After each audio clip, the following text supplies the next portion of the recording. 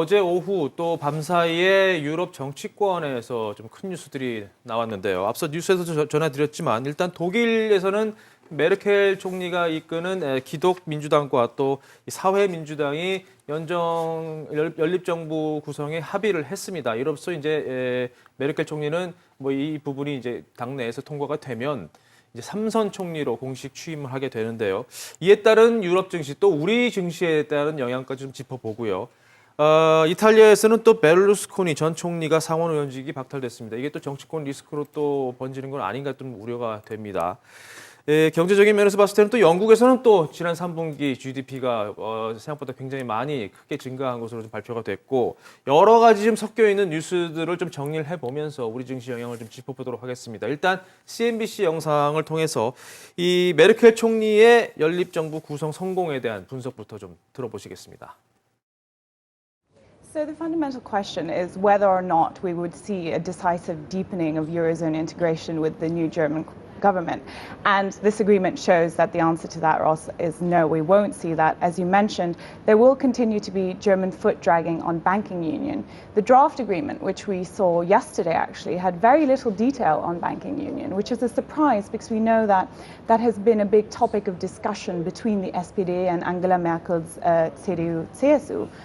Now, there will have to be some kind of decision made on there. Specifically, the draft agreement had nothing on resolution funds. So with the important banking union negotiations coming up, Germany will have to make a decision there, and it could very much define how the Eurozone ends up going.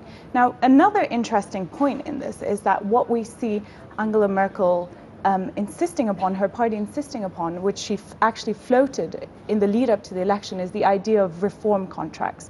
So that troubled Eurozone countries will have to agree to legally enforceable structural reforms in return for aid for their economies.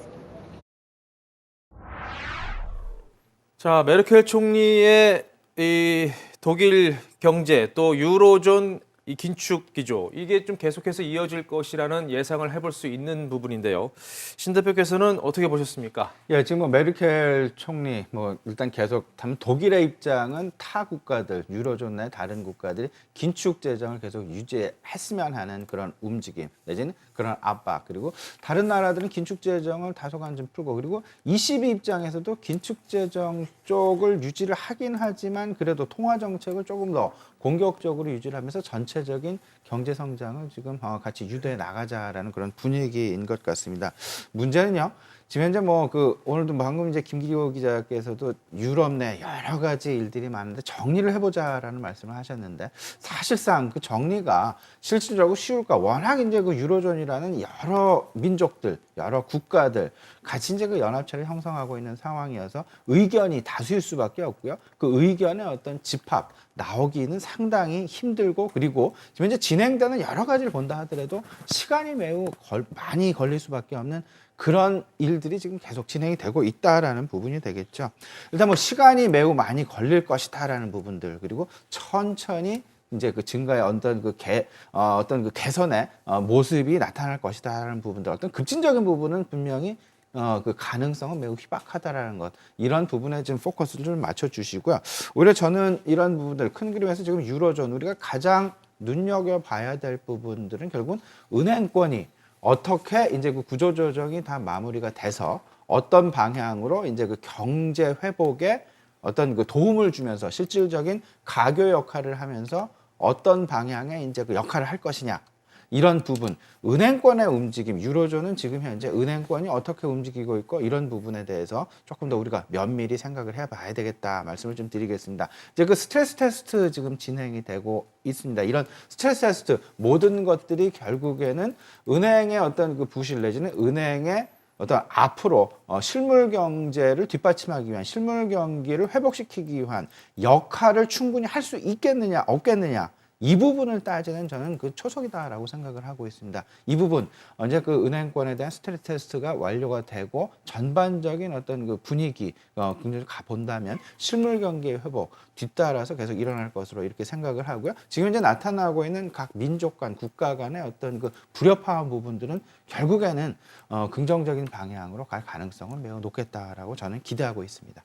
네, 유럽 은행권을 주목해야 한다고 말씀을 하셨는데 이 메르켈의 삼선이 어떤 정치적 안정에는 도움이 되지만 또 은행 연합에 계속해서 좀 회의적인 입장을 유지한다든지 아니면 과도한 긴축 기조를 유지하고 또 강요를 한다든지 이렇게 된다면은 최근에 이제 플러스로 턴어라운드 하려고 하는 유럽 경제에 조금 잠재적 리스크가 되지 않을까 이런 우려가 생기는 것도 사실입니다. 여기에 또 뭐 이탈리아의 정치적 리스크 반면에 영국 경제는 뭐 3년 만에 최고의 GDP 성장률을 보였다. 이런 다양한 이슈가 있었는데요. 김남 팀장께서는 우리 시장의 입장에서는 좀 유럽 이슈들 가운데서는 어느 부분에 주목해야 한다고 생각하십니까? 어쨌든 메르켈 총리가 다시 한번 새로운 연정을 구성을 했다라는 것에 대해서는 국내 증시도 조금 호의적인 반응을 보이지 않을까라고 생각을 합니다. 2005년도에 개혁과 감세를 주장을 했던 굉장히 개혁파적인 인물이기 때문에 이번에 메르켈 총리가 당선이 될 수 있게끔 어떤 시장의 유저들도 그러한 기대를 갖고 있다라는 것은 유로존 경기가 어느 정도 바닥 국면을 벗어나서 앞으로 더 잘 될 수 있는 그런 기대감을 누구나 다 가지고 있다. 이렇게 보셔야 될 것 같습니다. 벌써 몇 달 전만 하더라도 유로존을 두고 상당한 노이즈들이 많았었는데 그러한 것들이 1차적으로 좀 해결이 되고 있는 그런 상황이기 때문에 유로존 경기는 확실히 어두운 터널을 지나서 지금은 조금씩 좋아지는 그런 상황이라는 점에 좀 주목을 하셔야 되겠고요. 국내 증시 입장에서는 계속해서 유럽의 경기에 상당히 좀 민감한 반응을 보이는 업종과 그 종목들에 대해서 상당히 원래 이들 업종과 종목들은 사실 그동안 국내 증시에서 많이 오른 감이 없지 않아 있습니다. 조선 업종과 태양광 그리고 해운 업종이 되겠는데요. 지금 진입을 한다라고 하기에는 기술적인 상당한 상승으로 인한 부담감이 있는 것은 사실이지만 업황 전반적으로 시장의 메카라고 할 수 있는 유럽의 경기가 살아난다라고 하면 이들 업황도 단기적인 랠리에 그칠 것이 아니라 중장기적인 측면에서 상당한 그동안의 눌림에서 벗어나서 랠리를 보일 수 있지 않을까라고 생각합니다.